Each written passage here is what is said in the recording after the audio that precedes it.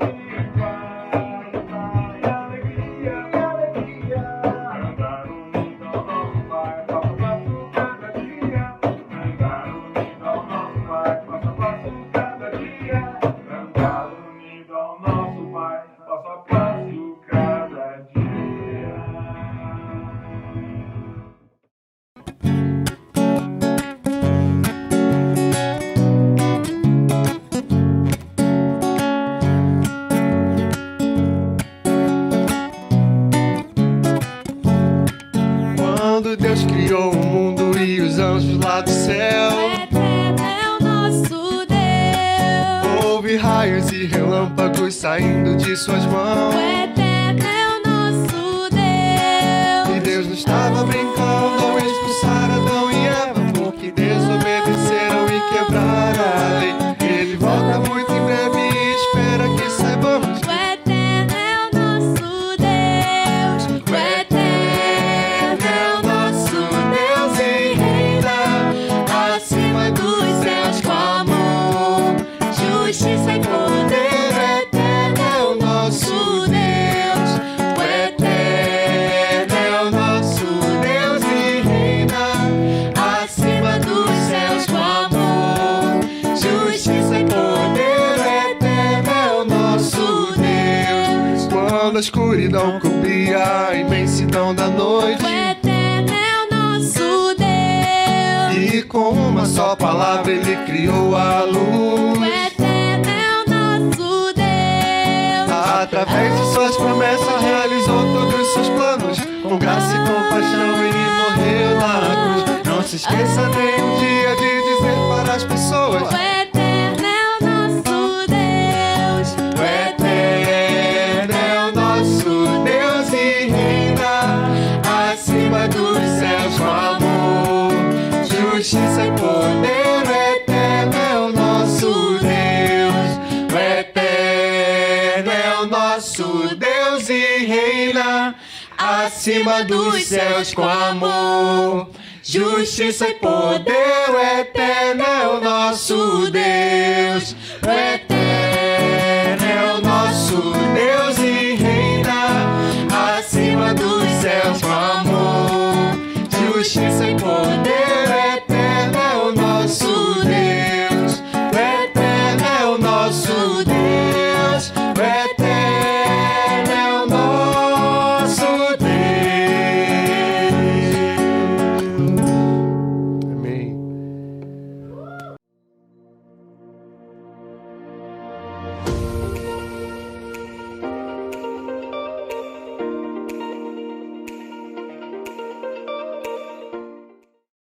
Bom dia, amigos e irmãos. Meu nome é Judimar e agora, no nosso culto de adoração, esse é o momento que vamos falar de nossas ofertas, onde vamos fazer algumas reflexões juntos e ler uma escritura sobre o tema, né? Pensando em ofertas e pensando em riquezas, para nós, tudo vem de Deus, tudo é de propriedade de Deus. Sendo assim, nós somos administradores desses bens, riquezas, talentos, e um dos propósitos de Deus ter nos dado essas riquezas é que a gente possa compartilhar com nossa família, nossos amigos, uns com os outros e com os mais pobres, né? Então, vamos ler uma escritura, fica em Atos 6, do versículo 1 ao versículo 7. Diz assim: Algum tempo depois, o número de judeus que se tornaram seguidores de Jesus aumentou muito, e os que tinham sido criados fora da terra de Israel começaram a se queixar dos que tinham sido criados em Israel. A queixa deles era que as viúvas do seu grupo estavam sendo esquecidas na distribuição diária de dinheiro. Então os 12 apóstolos reuniram todo o grupo de seguidores e disseram: Não está certo nós deixarmos de anunciar a palavra de Deus para tratarmos de dinheiro. Por isso, irmãos, escolham entre vocês 7 homens de confiança, cheios do Espírito Santo e de sabedoria, e nós entregaremos esse serviço a eles. Assim nós poderemos continuar usando todo o nosso tempo na oração e no trabalho de anunciar a palavra de Deus.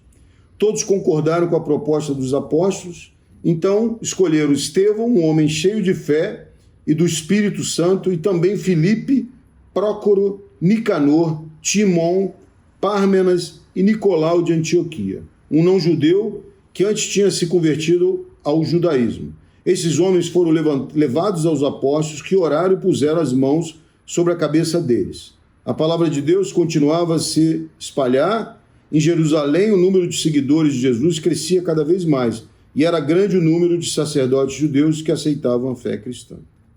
Muito bem, essa escritura é riquíssima.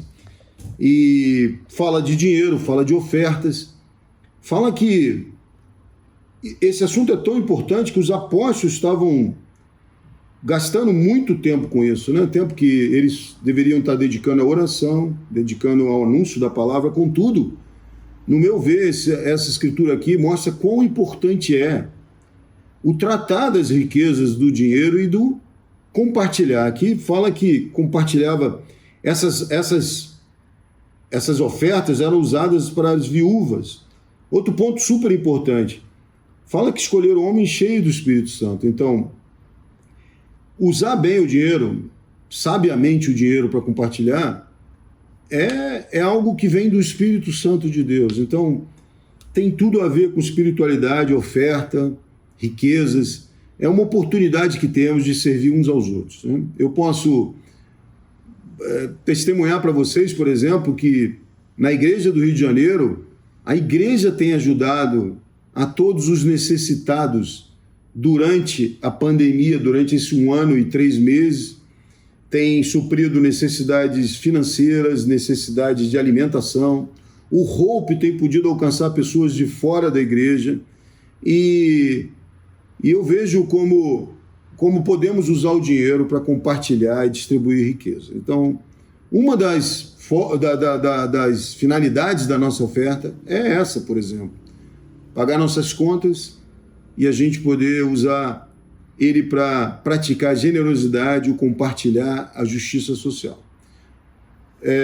Nós, durante a pandemia, estamos fazendo as nossas ofertas de modo remoto e deve aparecer no vídeo as informações para que a gente possa depositar ou transferir de forma remota. Eu queria então orar com todos. Deus eterno, Senhor, muito obrigado, porque o Senhor é um Deus amoroso, bondoso, um Deus que tem todas as coisas, um Deus que nos dá talentos, bens, e um Deus que espera que nós possamos compartilhar uns com os outros, compartilhar a sua palavra, compartilhar nossa fé e também compartilhar nossas riquezas. Porque se temos recebido talentos ou riquezas, é porque o Senhor espera que nós possamos compartilhar, seja com nossa família, com nossos amigos e principalmente com os mais pobres. Eu oro que o Senhor abençoe as ofertas. Eu agradeço pela igreja que tem, sou testemunha, que tem suprido as necessidades nesse momento tão difícil. Peço que o Senhor multiplique essas ofertas e que a gente possa, sem deixar de compartilhar a palavra e a fé, também compartilhar talentos e riquezas que o Senhor tem nos dado. Obrigado por tudo, amamos o Senhor e oramos em nome de Jesus. Amém.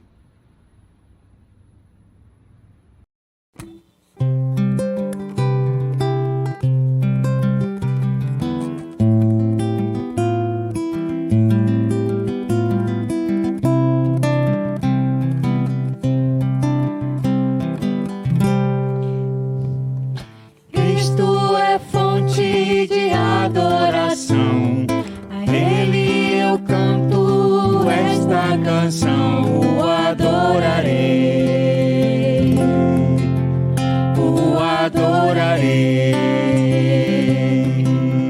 o adorarei,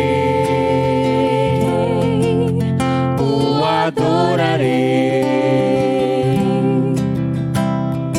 Cristo é fonte de inspiração, a Ele entrego o meu coração. És o refúgio seguro, posso confiar.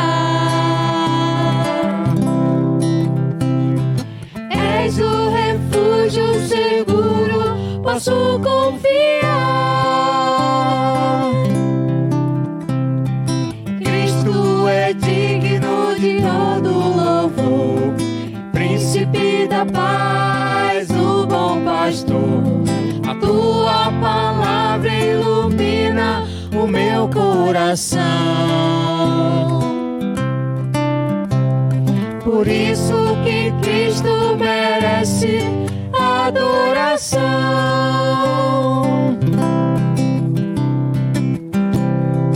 Ele é a expressão do amor de Deus, na cruz nos deu a salvação. Por isso que Cristo merece adoração.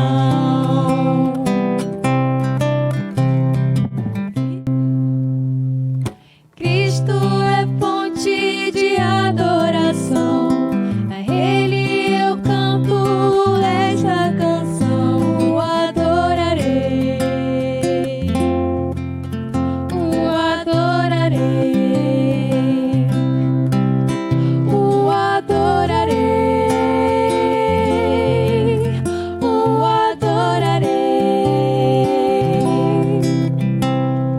Cristo é fonte de inspiração, a Ele entrego o meu coração. És o refúgio seguro, posso confiar. És o refúgio posso confiar. Cristo é digno de todo louvor, Príncipe da paz, o bom pastor. A tua palavra ilumina o meu coração.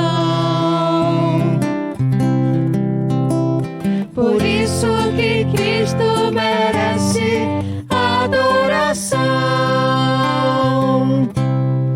Ele é a expressão do amor de Deus, na cruz nos deu a salvação. Por isso que Cristo merece adoração. Ele é a expressão do amor de Deus, na cruz nos deu a salvação. Por isso que Cristo merece adoração. Por isso que Cristo merece adoração. Olá, meus queridos e minhas queridas, esse é o momento da nossa ceia. E para começarmos bem, eu gostaria de compartilhar uma escritura que está lá em Hebreus 9, vamos ler do versículo 11 ao 14. Eu vou ler aqui na versão Almeida, Revista e Atualizada, ok? E diz assim: quando, porém, veio Cristo como sumo sacerdote dos bens já realizados, mediante o maior e mais perfeito tabernáculo, não feito por mãos, quer dizer, não desta criação, não por meio de sangue de bodes e de bezerros, mas pelo seu próprio sangue, entrou no Santo dos Santos. Portanto, se o sangue de bodes e de touros e a cinza de uma novilha aspergidos sobre os contaminados os santificam quanto à purificação da carne, muito mais o sangue de Cristo, que pelo Espírito Eterno a si mesmo se ofereceu sem mácula a Deus, purificará a nossa consciência de obras mortas para servirmos ao Deus vivo. Incrível essa escritura, né? O autor aqui nos ajuda a entender de forma mais clara sobre esse sacrifício perfeito que foi realizado por Cristo para a nossa salvação. Se analisarmos versículos anteriores, nós vamos entender que o sumo sacerdote antigamente entrava no Santo dos Santos uma vez ao ano para oferecer ali o sangue dos animais sacrificados para a remissão do pecado. Logo então, por meio de sacrifícios de animais como bodes e touros, era então restabelecida uma união de Deus para com o homem. O interessante é que, quando Cristo vem como sumo sacerdote, ele não apresenta o sangue de bodes, de touros ou de qualquer outro animal. Ele entrega o seu próprio sangue. Ele derrama o seu próprio sangue para a remissão dos pecados de todo aquele que crê. Que possamos meditar nesse maior sinal, nessa maior demonstração de amor que a humanidade já teve. Esse é o momento de meditarmos na morte de Cristo, na entrega de Cristo para a nossa salvação, para a remissão dos nossos pecados, para a nossa conexão eterna com o Criador. Vamos orar? Senhor meu Deus, muito obrigado por esse sacrifício de Cristo na cruz. Muito obrigado, Senhor, por essa nova aliança que nos dá uma oportunidade de termos a vida eterna. Por favor, nos ajude a carregar nossa cruz diariamente e a morrer para as nossas vontades diariamente, para que Cristo transpareça através da nossa vida, das nossas ações. que possamos meditar nesse ato de amor, nesse ato enorme de amor que foi feito na cruz, por meio de Cristo. E é em nome dele que nós oramos e agradecemos. Amém. Amém, meus queridos. Vamos então ceiar.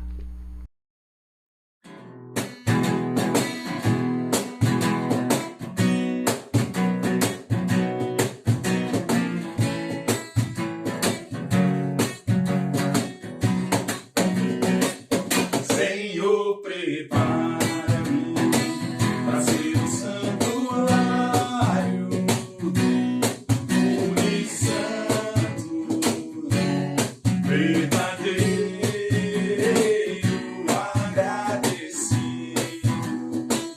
Eu quero ser um vivo santuário pro Senhor.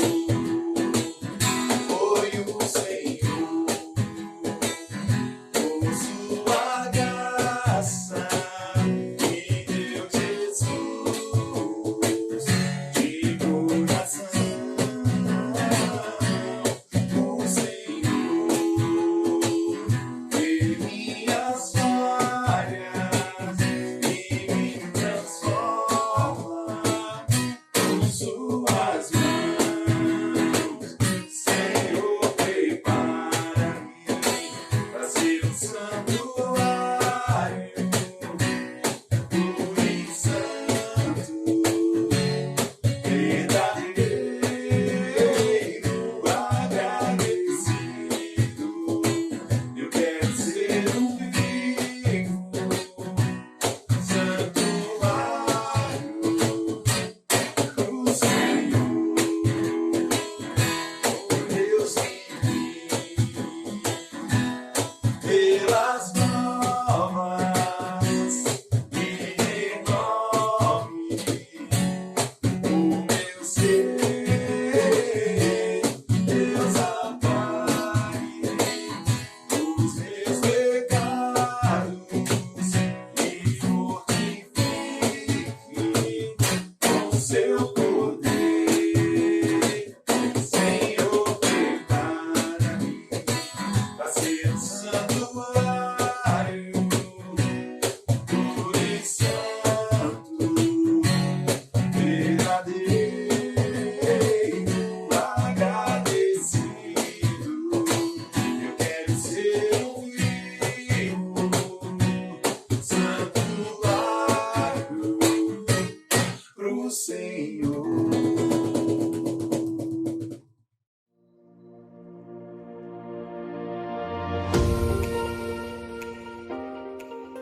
Queridos irmãos, que alegria a gente poder estar juntos aqui hoje. É sempre uma alegria, um privilégio muito grande a gente poder se reunir com a Igreja do Rio de Janeiro. Eu queria tornar as palavras de Paulo no livro de Filipenses, o qual vocês começaram a estudar na semana passada, as minhas próprias palavras. E ele diz no capítulo 1, no versículo 3, agradeço a meu Deus toda vez que me lembro de vocês. Em todas as minhas orações em favor de vocês, sempre oro com alegria, por causa da cooperação que vocês têm dado ao Evangelho, desde o primeiro dia até agora. Estou convencido de que aquele que começou boa obra em vocês vai completá-la até o dia de Cristo Jesus. É assim que eu e Lés nos sentimos, sobre vocês no Rio de Janeiro, sobre vocês aqui em Goiânia. Que o Senhor possa completar a obra que tem começado em suas vidas. Como eu mencionei, a gente começou na semana passada com o Anderson, que fez um excelente trabalho apresentando o pano de fundo no qual está inserida essa carta de Paulo à igreja de Filipos. E ele falou sobre o capítulo 1. E hoje nós vamos continuar falando do capítulo 2, sobre essa série que é intitulada Vivendo Acima das Circunstâncias. E eu sei que vocês aí no Rio de Janeiro têm passado por alguns momentos difíceis. E nós sentimos muito, na verdade, a perda dos irmãos que têm ido estar com o Pai. Nos alegramos porque eles estavam fiéis a Deus, mas sentimos a dor da perda desses irmãos por estar aqui ao nosso lado. E isso, na verdade, é algo que Paulo também vivenciou. Ele fala, no capítulo 1, como vocês viram semana passada, que ele fala, para mim o morrer é lucro, no versículo 21 do capítulo 1. Caso continue vivendo no corpo, terei fruto do meu trabalho. Eu já não sei o que escolher, estou pressionado dos dois lados. Desejo partir e estar com Cristo, que é muito melhor. Contudo, é mais necessário por causa de vocês que eu permaneça no corpo. Ou seja, ele entendia que para um cristão é bom ir, mas aí tem o lado daqueles que ficam. E no próprio capítulo 2, no versículo 25, ele fala: contudo, penso que será necessário enviar de volta a vocês Epafrodito, meu irmão, cooperador e companheiro de lutas, mensageiros que vocês enviaram para atender às minhas necessidades. Pois ele tem saudade de todos vocês e está angustiado, porque ficaram sabendo que ele esteve doente. De fato, ficou doente e quase morreu. Mas Deus teve misericórdia dele, e não somente dele, mas também de mim, para que eu não tivesse tristeza sobre tristeza. Ou seja, ele entendia, perder um irmão amado é muito difícil. E os nossos corações estão com vocês. Sentimos muito a perda desses irmãos. Que o Senhor os conforte. Que o Senhor esteja com vocês nesse momento de dor. Entrando no capítulo 2 do livro de Filipenses, nós vemos o apóstolo Paulo dizendo o seguinte, logo no início desse capítulo: se por estarmos em Cristo, versículo 1, nós temos alguma motivação, alguma exortação de amor, alguma comunhão no Espírito, alguma profunda afeição e compaixão, ele diz: completem a minha alegria, tendo o mesmo modo de pensar, o mesmo amor, um só Espírito e uma só atitude. Paulo fala aqui do que ele mais desejava para aqueles irmãos na igreja de Filipos. O que ele mais desejava que acontecesse com aqueles irmãos. E o que ele mais desejava é que eles fossem unidos. Muitas vezes a gente confunde união com uniformidade. E a palavra uniformidade, a gente usa muito em função da palavra uniforme, Você pode ter pessoas vestindo o mesmo uniforme. Os militares, se vestem todos iguais.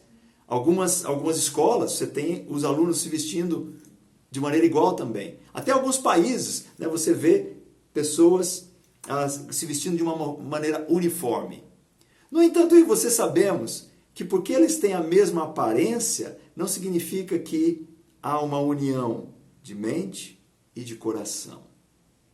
O que eu gostaria de falar com você hoje é sobre essa união que é esperado que nós tenhamos. Uniformidade não é o mesmo de união. Na verdade, até próprias igrejas, muitas vezes, são muito uniformes. Uniformes na maneira de se vestir. Você olha aquela pessoa de tal igreja, que se veste de uma certa forma, uniforme. Ah, é daquela igreja porque o cabelo é de uma certa forma. Ou o vocabulário, a maneira de se falar. Entre nós mesmos, existem algumas expressões, algumas palavras que nós usamos dentro de alguns contextos que são bem próprios nossos. Isso é uniformidade em algumas coisas. Mas será que existe verdadeira união? Verdadeira união nos nossos corações? Aparência é uma coisa, porém, ter união é algo totalmente diferente. Quando a gente fala de união, nós estamos falando de algo que é independente da aparência. É importantíssimo que igrejas tenham pessoas diferentes. Pessoas de raça diferente. Pessoas de nível social diferente. Pessoas de nível educacional diferente. Isso é importantíssimo. Eu e Léo tivemos o grande privilégio de servir no continente africano por alguns anos. E durante o tempo que a gente morava lá, na África do Sul, nós moramos em Quênia, Zimbábue e Etiópia, mas visitamos a África do Sul. Na África do Sul havia algo chamado de apartheid. O apartheid foi algo que foi até 1994. Nós moramos na África até o final de 92. Então nós estávamos lá durante esse período. E a coisa que acontecia com o apartheid é que pessoas de diferentes raças não conviviam juntas. Eram separadas. E o que mais nos impressionou foi quando nós visitamos a igreja em Johannesburg, capital da África do Sul, onde nós estávamos lá no culto com irmãos brancos e irmãos pretos, abraçados, unidos, cantando junto, louvando a Deus juntos. Isso é poderoso.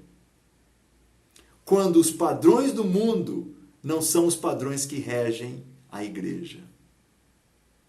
Quando a uniformidade não é uma uniformidade da cor da pele, do pensamento político, uniformidade da maneira de ver e enxergar algumas coisas, do nível social, do nível intelectual. Mas a uniformidade é algo que está no coração do indivíduo. Agora, é importante que a gente, além de ter pessoas diferentes na igreja, que nós também aprendamos a como estar unidos. Imagine se todos tivessem que torcer para o Flamengo. Que tristeza seria essa, né? Ainda bem que a gente pode torcer para o Botafogo e não somente para o Flamengo. Que bom que a gente pode ter na igreja irmãos que gostam de ter o cabelo azul, ou irmãs que gostam de ter o cabelo azul, e alguns que não têm cabelo. Alguns gostam de 4 furos na orelha, outros furo nenhum. Que bom que isso pode existir entre nós. Haver essa diferença de aparência. Porém, o importante é que coração que eu tenho. É importante que até as pessoas tenham visões políticas diferentes. Nada de errado sobre isso. Porém, isso tem separado você do seu irmão? Ele pensa dessa forma, eu estou separado dele. Ela age como se isso fosse importante no que diz respeito à maneira de pensar política ou social ou isso ou aquilo. É isso que Paulo está dizendo aqui. A união é algo que vai muito além de uniformidade. União é algo do coração. Quando eu penso sobre isso tudo, eu penso sobre o que Paulo continua dizendo. Ele fala no versículo 2, completem a minha alegria, tendo o mesmo modo de pensar, o mesmo amor, o mesmo espírito e uma só atitude. E aí a pergunta é, que atitude é essa? Que espírito é esse? Que modo de pensar é esse? O pensamento ao qual se refere é o pensamento cristão. É o amor cristão. É o espírito cristão, é a atitude cristã. Qual é, então, o pensamento cristão? Qual é o amor cristão? Qual é o espírito cristão? Qual é a atitude cristã? E a resposta que nós temos é a atitude que se parece com a de Cristo. E aí, continuamos lendo, e no versículo 3 ele fala sobre que atitude foi esta de Cristo. Ele diz no versículo 3, nada façam por ambição egoísta ou por vaidade, mas humildemente considerem os outros superiores a vocês mesmos. Cada um cuide não somente dos seus interesses, mas também dos interesses dos outros. Você considera aquele que tem uma posição política diferente da sua superior a você? Você considera aquele que tem uma formação educacional abaixo da sua superior a você? Você considera aquele que tem a cor da pele diferente da sua superior a você? Aquele que tem uma condição financeira diferente da sua superior a você? Jesus considerou. Ele fala do exemplo que Jesus deu. Ele fala no versículo 5, seja a atitude de vocês a mesma de Cristo Jesus, que embora sendo Deus, não considerou que o ser igual a Deus era algo a que devia pegar-se. Mas esvaziou-se a si mesmo, vindo a ser servo, tornando-se semelhante aos homens, e sendo encontrado em forma humana, humilhou-se a si mesmo, e foi obediente até a morte e morte de cruz. meu amigo, minha amiga, se há alguém que tinha uma situação superior à da de outros, era Jesus com respeito a nós. Sendo Deus, ele se rebaixou para nos servir. Eu não consigo pensar numa situação mais extravagante, mais extrema do que essa. Eu não sei sobre você, mas eu gosto de observar animais. E às vezes, quando eu estou observando animais, eu encontro algumas diferenças, até mesmo que existem entre eles, no comportamento deles, na maneira de agir um com o outro. Até mesmo nos insetos. Por exemplo, baratas. Né? Barata. Baratas. Se você observar as baratas, você vai ver que existe uma certa diferença no tamanho. Umas são um pouco maiores, outras um pouco menores. Né? Algumas até são mais peludas do que outras. Ai, que nojo. Né? Algumas são muito rápidas, né? Mudam de direção rapidamente. Outras são mais lentas. É mais fácil de você chegar e pegar, né? Aquela barata. Mesmo entre as baratas você vê diferença. Agora, quando eu e você pensamos numa barata, a gente não está se importando se uma é maior do que a outra, tem pelo, não tem pelo, é mais rápida, é mais lenta. A gente não está pensando nisso. A única coisa que nós entendemos é barata. Sabe, eu fico pensando às vezes, será que não é essa a situação conosco frente a Deus? Nós nos preocupamos, puxa, eu tenho isso, eu sou aquilo, eu tenho esse pensamento que é superior, eu tenho essa posição que é superior, eu tenho essa condição ou essa aparência racial. E Deus está olhando para nós e falando, é só barata. Eu não acho que Deus chama a gente de barata, mas eu estou falando sobre, é a mesma coisa. Muitas vezes nós estamos julgando as pessoas em função de alguma situação externa, alguma condição mundana. E Paulo está dizendo aqui, usa o exemplo de Jesus, que se rebaixou, se colocou como servo das baratas. Quando Deus olha para nós, será que Ele está preocupado da minha condição humana? Ou para Ele sabe que nós todos somos farinha do mesmo saco, orgulhosos, pecadores, corruptos. Por isso no versículo 9, ele diz, por isso Deus o exaltou à mais alta posição e lhe deu o nome que está acima de todo nome, para que o nome de Jesus se dobre todo o joelho, nos céus, na terra e debaixo da terra. E toda língua confesse que Jesus Cristo é o Senhor, para a glória de Deus Pai. Quando se tem essa postura, isso agrada a Deus. Jesus agradou a Deus. E por causa disso foi exaltado por Deus. O mesmo acontece conosco.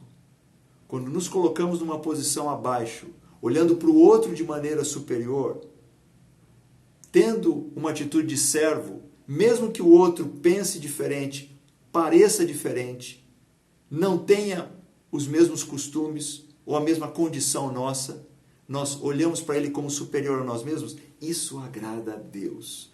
E por causa disso nós vamos ser exaltados. E ele continua no versículo 12, assim, meus amados, como sempre vocês obedeceram, não apenas na minha presença, porém muito mais na minha ausência, ponham em ação a salvação de vocês com temor e tremor, pois é Deus quem efetua em vocês tanto querer quanto realizar, de acordo com a boa vontade dele. Paulo fala aqui de colocar em prática o que ele está falando aqui. Mas ele fala sobre colocar em prática não somente para o outro ver. Enquanto eu estou na presença de pessoas, eu ajo dessa forma. Ele está falando sobre verdadeiramente no coração. Você põe isso em prática. Quando você está sozinho lá com os seus pensamentos, é assim que você vê a coisa? Você se coloca numa posição de servo? Olha para o outro que é diferente de você como superior a você? É isso que está no seu coração? Meu amigo, a verdade sobre eu e você não está na nossa aparência. Está no que a gente pensa, no que a gente sente, no que a gente fala, nas nossas ações, quando ninguém está na nossa volta. Deus está vendo isso, ainda que outros não estejam vendo. Outra coisa, né, que ele fala aqui no versículo 13, ele diz: pois é Deus quem efetua em vocês tanto querer quanto realizar de acordo com a boa vontade dele. Ou seja, se estamos fazendo algo bom, nem dá para nos gloriar disso. É Deus que está permitindo que a gente faça aquilo bom. Se Ele não tivesse nos ensinado, a gente nunca nem ia saber disso. Se Ele não tivesse dado o exemplo através de Jesus Cristo, a gente não ia saber disso. Ou seja, vamos ter uma atitude humilde sobre quem nós somos. É isso que Ele espera de nós. Aí no versículo 14 ele diz: façam tudo sem queixas, nem discussões, para que venham a tornar-se puros e irrepreensíveis, filhos de Deus, inculpáveis, no meio de uma geração corrompida e depravada, na qual vocês brilham como estrelas no universo, retendo firmemente a palavra da vida. Assim, no dia de Cristo, eu me orgulharei de não ter corrido, nem me esforçado inutilmente. O que Deus espera de nós é que nós façamos isso e sem reclamação. Como é que a coisa anda no seu coração? No mundo tem havido muita reclamação e muita discussão. Como é que está sendo conosco, no nosso meio? Como é que está sendo no seu coração? É muita reclamação e muita discussão? Eu não sei sobre você, mas eu desejo ser irrepreensível aos olhos de Deus. E eu sei que você deseja também. Nós queremos ter Deus achando que nós temos feito um bom trabalho para Ele. Por isso, a gente tem que olhar para o nosso coração e ver somente não a nossa aparência, mas o que está presente ali. Se a gente agir dessa forma, ele está falando, a gente vai brilhar em qualquer lugar que a gente esteja. Nesse mundo corrupto, nós vamos ser luz. Se nós agirmos dessa forma, se isso estiver no nosso coração, a gente vai brilhar no nosso trabalho. A gente vai brilhar na nossa escola. A gente vai brilhar entre os nossos familiares. A gente vai brilhar na nossa vizinhança. Se nós tivermos essa mesma maneira de Cristo. No versículo 16 ele fala: retendo firmemente a palavra da vida, assim no dia de Cristo eu me orgulharei de não ter corrido nem me esforçado inutilmente. Ninguém quer fazer algo inutilmente.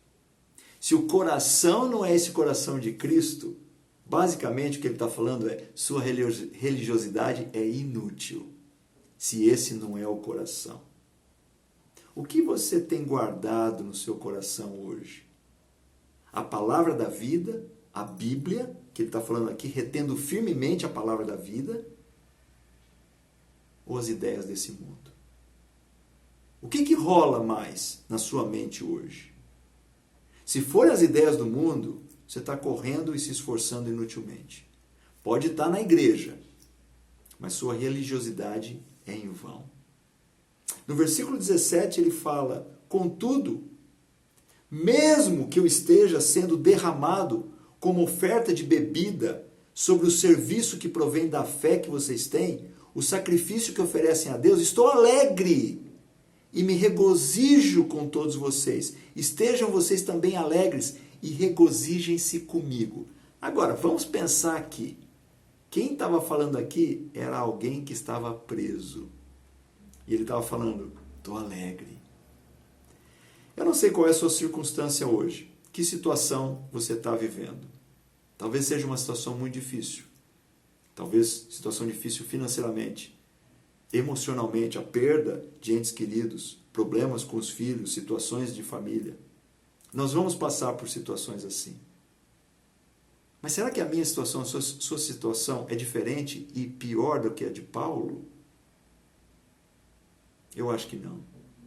Ele estava falando, olha, eu estou alegre, eu estou feliz. Se alegrem-se comigo e eu quero me alegrar com você também.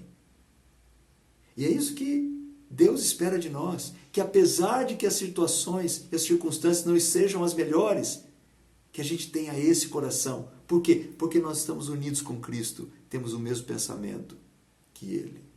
Sentimos da mesma forma. Ainda assim, ainda que as coisas estejam difíceis, nos alegrarmos. A partir do versículo 19 até o versículo 30, ele fala dos planos de enviar Timóteo e de fazer Epafrodito retornar à cidade de Filipos, né, que era a cidade dele. E você pode ler em casa. Mas, meus irmãos, o que eu gostaria de deixar com você hoje é o que está sendo falado por Paulo no versículo 5. Seja a atitude de vocês a mesma de Cristo Jesus. Como é que Deus pensa? Como é que Cristo agiria? Essa é a pergunta que a gente sempre tem que estar se falando. Como é que ele agiria com a minha esposa?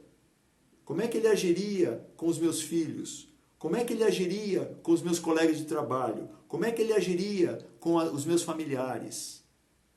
Com as pessoas na minha escola? Como é que Jesus agiria? Eu tenho dúvida, Alcides, eu não sei bem. Puxa, que bom que nós temos a Bíblia. Essa é a grande coisa de se ter a Bíblia. Nós podemos saber como Cristo agiria, porque Ele dá o exemplo, porque Ele ensina, porque está escrito o que Ele fez, o que Ele pensou, como Ele viveu. Nós podemos ter a Bíblia. Agora, o que tem te influenciado mais hoje na sua vida? A palavra de Deus, os ensinamentos de Cristo ou os ensinamentos do mundo? Eu oro para que Deus possa nos auxiliar, para que possamos ser um povo que é influenciado pela maneira que Jesus viveu, pelo exemplo dele e não pelo mundo. Que o Senhor nos abençoe e que o Senhor nos permita a viver e ter a atitude que seja igual à de Cristo Jesus. Amém. Bom dia, pessoal! Eu queria muito agradecer a sua presença no nosso culto de hoje e agradecer especialmente a cada irmão e irmã que contribuiu para que nosso culto fosse produzido. Ao pessoal da mídia, o coral, a mensagem compartilhada na oferta, na ceia e a pregação. Também queria agradecer muito à Igreja de Goiânia. Irmãos, vocês são um exemplo de fé e amor para nós do Rio. Também queria lembrar que, caso você tenha gostado do nosso culto, deixe aqui seu like e também se inscreva no nosso canal e no canal da Igreja de Goiânia, que vai estar na descrição do vídeo. Também tem 2 formulários. Um, caso você tenha se interessado em conhecer mais sobre Cristo, e o outro, caso você tenha algum pedido de oração, e nós entraremos em contato com você. É isso, pessoal. Tenham um ótimo domingo, uma ótima semana e fiquem com Deus. Um abraço.